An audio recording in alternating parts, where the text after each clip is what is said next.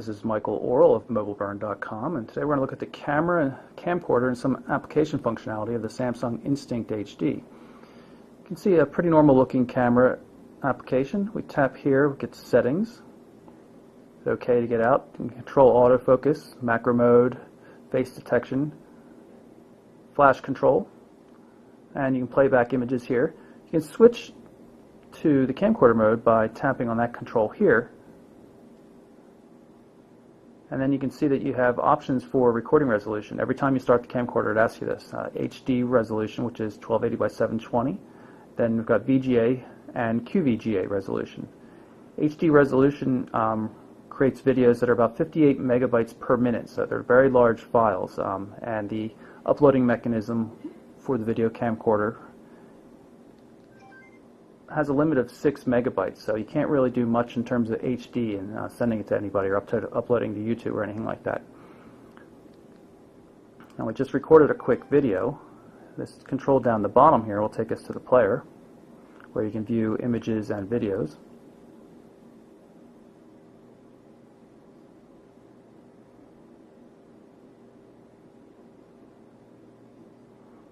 Here's what we just recorded. Play button.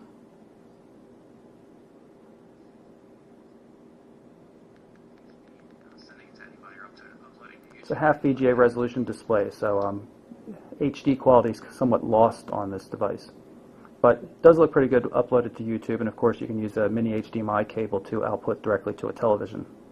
I'll jump back into the gallery so as I can show you the scroll view it offers. Sometimes takes a little while to load up as it generates thumbnails. I did that already, save a little bit of time. You can see it's pretty neat. You can scroll through left or right through all your different pictures and videos. In the messaging application, just to show you some of the basic functionality, you can see it's a threaded SMS kind of look to it. I have to go in landscape mode to get the keyboard.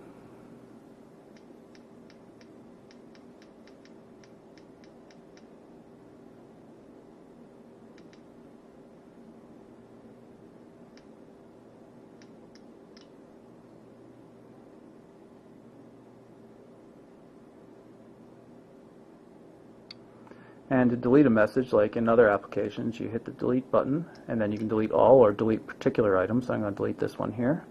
Slide it over to delete it. The Instinct HD has a nice instant messaging client. You can run Yahoo, Windows Live, and AIM, easily switch back and forth between the different systems. It takes quite a while to log into some of the accounts, but once you're in, everything seems to work pretty well. Pull up any random conversation, you can see it's threaded like a normal IM client. Not bad overall. This is Gmail running in the email client. Support for attachments. You can get images, Office docs, PDFs, that kind of thing. When you want to delete messages, or do anything that requires multiple messages at once, you select the messages you want here, and then you can delete them. If you tap up here, it brings you back to the account list. You can see I also have work email hidden here. It's actually Exchange support. You can view any kind of Exchange server if it has Outlook web access. You can also actually even look into the calendar. So I can look into the work calendar off of my Exchange server. Go into a month view. You can see there's an appointment yesterday. We had a couple things going on. While the Instinct HD comes with Opera 9.7 loaded on it, this has been one of the most frustrating mobile browsing experiences I've had on a touchscreen device. Zooming control is very awkward. Zoom in with double tap, which is great. Can't zoom out with double tap though. You need to use the back button. And then there's apparently no flash plugin support. And when you move to landscape mode, it zooms in tighter automatically, and sometimes leaving you in an awkward place, and no way to zoom out, because if I hit the back button again, it's going to take me to the prior page. Pull up the menus, and you can see it's not unlike what we've seen on Windows Mobile, a little bit differently organized, but the same basic functionality. It's just been so difficult and laggy, and the data speeds on this device, even with Wi-Fi, have been really, really bad. You can see I've got a Wi-Fi connection up at the top here. And even though the router is about 7-8 feet behind me, it's still showing 1 bar of Wi-Fi connectivity, and the speeds are horrible. It took about 2.5 minutes to load this page, so you can understand why I didn't show it on video. So I'm not sure what's going on here, but really frustrating browser experience, even though the browser is obviously very capable. Like most Sprint phones today, Sprint navigation is supported on the Instinct HD. You can pan around with your finger. Zoom-in controls. 2D and 3D map modes.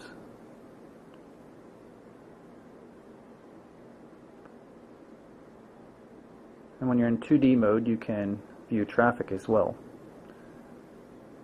You can see that I-95 and Route 1 have no apparent traffic at the moment.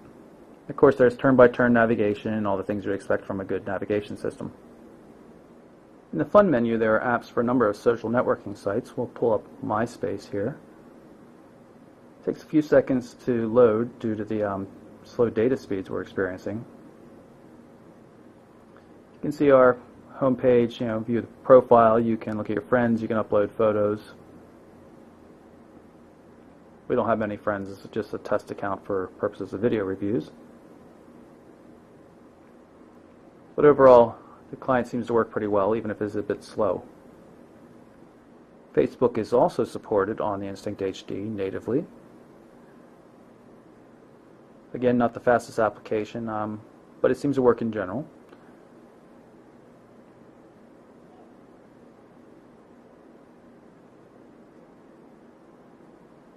I am somewhat of a Twitter user, in spite of not using Facebook or MySpace at all, and I was a bit disappointed with the Twitter client. Scrolling is very slow, controls are kind of awkward, very simple blocks. It's a workable system, but I've seen recently on many different phones many better Twitter clients than this. You can just see how awful it is, the controls and things don't line up. It just looks very hacked together. Sometimes the buttons are hard to hit in spite of the fact that they appear to be quite large. This is the music client on the Instinct HD. Works pretty well. Adjust the volume here. You can look at your entire library of music, arranged by artist, playlist, genre, albums, that kind of thing. Support for the Sprint Music Store as well, and music also plays in the background, which is quite nice. In addition to the music player, though, there's also streaming radio and streaming television. I've had a great deal of difficulty with the streaming television, though. It's hung the device a number of times. There's also applications that you can shop for new applications. A couple pre-installed games, Sprint's NASCAR and NFL applications. Also Google Maps as well. Except it doesn't seem to make use of any the GPS functionality of the device, so it doesn't even show you where you are on the map. You'll see that once it comes up in a second, it's showing us in the San Francisco area. And if we pull up the menu, you can switch to satellite and things like that, and you can of course search on the map, but there's no My Location service. So that's my look at the Samsung Instinct HD for Sprint. That's an expensive device. Retails for $249.99 after rebates with a 2-year commitment. Pretty pricey, but it does have a capacitive half VGA touchscreen. And of course that 720p HD video recording capability is quite nice. It's not without its problems though. The capable Opera 9.7 browser is really very frustrating to use because of data speeds. Very slow data speeds on the device overall in my experience. Some other quirks with applications, television locked up. A couple of things are just really kind of clunky, but it does have its moments though. But for that price point, it's a little bit hard to swallow. So again, that's the Samsung Instinct HD. I'm Michael Orrell for MobileBurn.com.